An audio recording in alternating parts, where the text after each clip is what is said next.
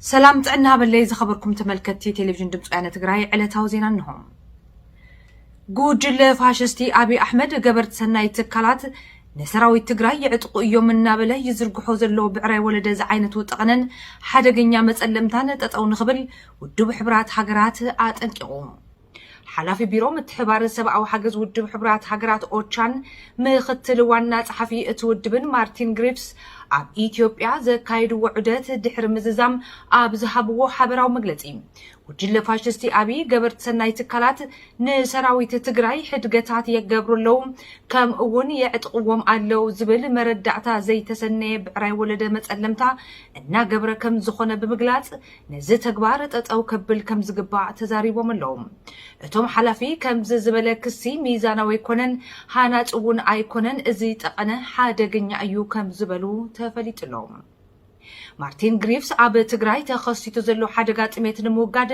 اب ማዓልቲ 100 ረድኤት ዝሓዛ መካይን ናብ ትግራይ ከኣትዋ ከም ዘለወን ምስ ሓበሩ እቲ ሕዚ ብጉጅለ ፋሽስቲ اب ይግበር ዘሎ እንቅፋት ተጠው ክብል ከም ዝግባእን ሰብኣዊ ሓገዝ ንምቕራብ ውሑስ ዝኾነ መንገዲ ከም ማዕራር ከም ዘለወን ገሊጾም ኣለው فاشستي أبي بيناو مقراص تخسي غير لخو كاب زبل ندحر ناب تግራይ سبعو حجز كيعتو صقم صطتان زتفلاليو عنقفقفاتن نافطر كم زركب سرحتኛታት ረድኤት كم زغلصو ديلي ميل صبصيبولهم بخالق زينا حلاف بيرو متحبار سبعو حجز ودب حبرات حجرات اب زوبا مبراق تግራይ عدت كم زكايدو تغليصوم حلاف بيرو متحبار سبعو حجز ودب حبرات حجرات أوتشان مختل وانا صحفي اتودبن مارتين غريفز اب تግራይ اب زنبرو مصانحيت اب زوبا مبراق كتما حوزين زركب تكال طعنان بيت تمرتن كم زرعيون مس نبرتن ام محدرتن اتخبابي كم زتزراربون اوتشا حبيرولهم بتوسخي مستر غريفز اب كتما فرويني ماخل مصللي عقيبهم كاب زلو تمزابلت وغنات مرحتي محبرسبن سرحتኛታት ሰብአዊ ሓገዝን ብዛዕባ ዘጋጥሞም ዘሎ ጸገማት ከም ዘረድኡ ተፈሊጥሎም እቶም ሓላፊ اب ትግራይ ምስ ዝርከቡ ሰራሕተኛታት ረድኤት ተራኺቦም የጋጥሞም ብዛዕባ ዘሎ ብድሆታት ከም ዝዘተዩን اب ከተማ መቐለ ንዝርከቡ ተመዛበልቲ ወገናት ድማ ከም ዘዘራርቡን ምግላጽና ዝዝከር እዩ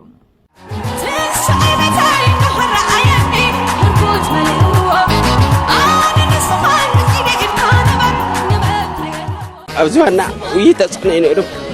هذين كمتن على دسنا بتعمي صحيح بريقنا خلينا خلينا حنتي انكو هيوتهم نساخ خفلون برخا خيدم ما زم دقنا جغانو تاريخ صريحهم كملسو خلو كمتن على تحبسنا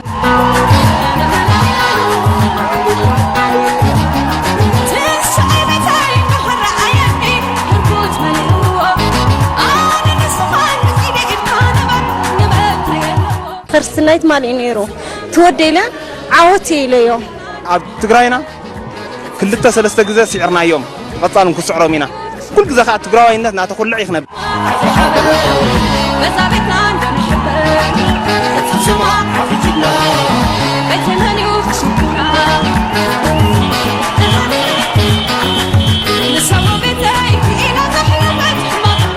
ناي قطر العجلات ناي توصل عنا النورة صلاي إيه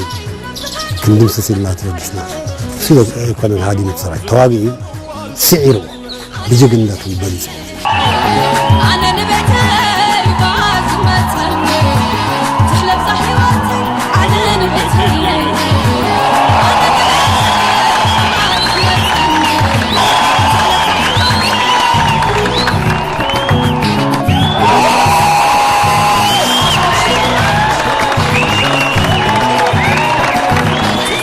زوم يشفشفنا هو قادر حيلا زي درسنا حرام زي نوص اسلام يفلد مش كله إيد لما هاون كهم عدل زيتون كأنه بفهموا تدرب إيد نكسو يسوي بتيش حرام إيد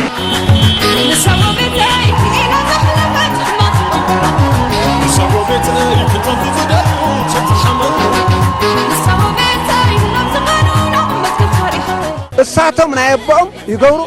أنا يبونا نقدر سرنا يا ولدنا أي تأمر سرحتي يوم تمدقنا تحلب صحيواتي صفات تقرأ يحطاني زدل تግራይ ስዒራ ትግራይ ትዕወት تسعر ونسكع متقرشة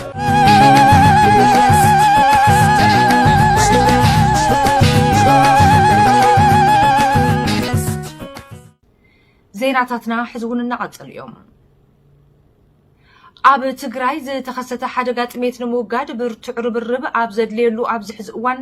ጉጅለ ፋሽስቲ አብይ አሕመድ ክልተ ገበርቲ ሰናይ ትካላት ኣብ ትግራይ ስርሖም ጠጠው ንኸብሉ ኣዚዙሎም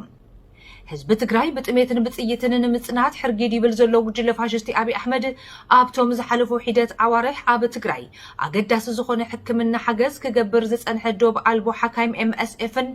ኣብ ጸገም ንዝርከቡ ወገናትናን ስደተኛታት ኤርትራን ዝተፈላለዩ ሰብኣዊ ሓገዝ እናበርከተ ዝጸንሐ ትካል ሰራሕተኛታት ኖርዌይን ኣብ ትግራይ ስርሖም ጠጠው ንኸብሉ ከም ዝኣዘዘ ብሉምበርግ ጸብጺቡሎም ፋሽስቲ አብይ እዞም ትካላት ስርሖም ጠጠው ከብሉ ዝኣዘዘ ኣብ ትግራይ ተኸሲቱ ዘሎ ሓደጋ ጥሜት ንምውጋድ ብርቱዕ ርብርብ ንኽግበር ውድብ ሕብራት ሃገራት ኣብ ዘተሓሳሰበሉ እዋን ከም ዝኾነ እቲ ዜና ሓቢሩሎም ትካል ስደተኛታት ኖርዌይ ኣብ ኢትዮጵያ ዝነበሮ ስራሕቲ ጠጠው ከም ዘበለ ምግላጹ ድማ እቲ ዜና ኣመልኪቱሎም ጉጅለ ፋሽስቲ አብይ ኣብ ልዕሊ ዞም ትካላትን ካልኦት ገበርቲ ሰናይ ትካላትን ዝተፈላለየ ጸቕጢ እናገብረ ከም ዝጸንሐን ኣብቲ ዝሓለፈ ወርሒ ሰነ ድማ ንሰለስተ ሰራሕተኛታት MSF ኣብ ከባቢ 7 ሕጉም ከም ዝቐተለን ዝዝከር እዩ ዕጡቃት ክልል ኣምሓራን መላፍንቶም ሓይልታት ወረርትን ኣብ ከተማ ሕሞራን ከባቢኡን ዝነብሩ ተጋሩ ብግፍዒ እናቐተሉን ኢዶምን እግሮምን እናኣሰሩ ናብ ሩባ ተከዘ ይድርብዎም ከም ዘለው ሕዝውን ዓለም ለኸ ሚድያታት የቃልሑ ኣለዋ ኣብቲ ዝሓለፈ ሰሙን ሬሳ 50 ተጋሩ ኣብ ሩባ ተከዘ ጸለሊሉ ከም ዝተረኸበ ደ ጋርዲያን ጸብጺቡሎም ገሊኦም ግዳያት ብጥይት ዝተቐተሉ ከም ዝኾኑን እቶም ዝተረፉ ድማ ኢዶምን እግሮምን ተኣሲሮም ናብ ሩባ ተከዘ ከም ዝተደርበዩን እቲ ጸብጻብ ኣቃሊዕሎም ብዛዕባ እዚ ምሕር ጭካነ ዝተመልኦ ጨፍጫፍ ተጋሩ ኣብ ዓለምና ዘለው ፍሉጣት ውልቀ ሰባት የመና ከም ዝሰንበዱን ነቲ ተግባር ድማ ከም ዝኾነኑን እናገለጹ እዮም ከም ደ ጋርዲያን ዝበሉ ዓለም ለኸ ሚድያታት ድማ ብዛዕባ እዚ ጉዳይ ብስፍሓት እናጸብጸቡ እዮም خبر وزبانا ورجع زي سكالو دموغي تاريخ نوض دموغي حبرنا زي حاسس بزلولو حلواتنا دحننتنا بقلص امن قلزمنا زي طوى بحايلي من قد نتحدد عن نسهرو ببلحات نسهرو بعقلي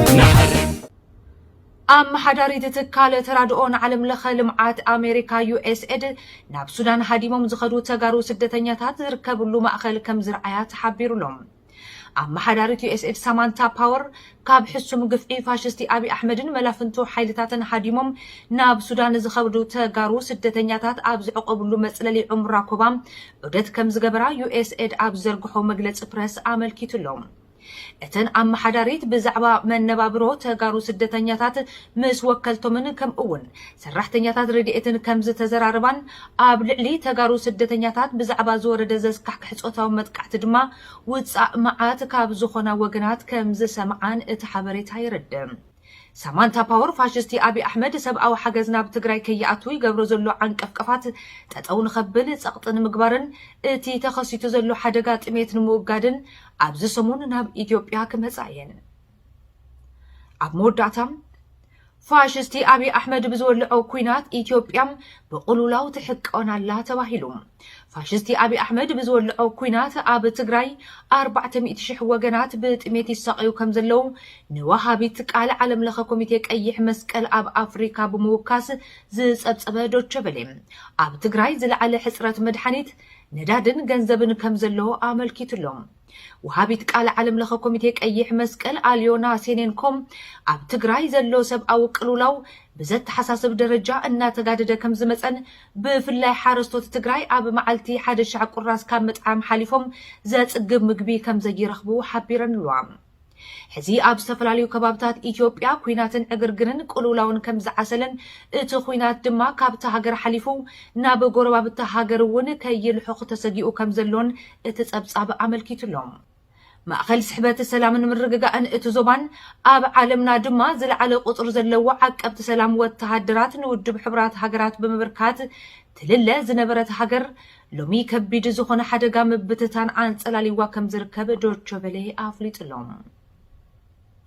እምበኣር ከዚ ዝኸበርኩም ተመልከትና ንሎሚ ዝሓዝናልኩም ዜናታት ኣብዚ ላኢምና ኣለና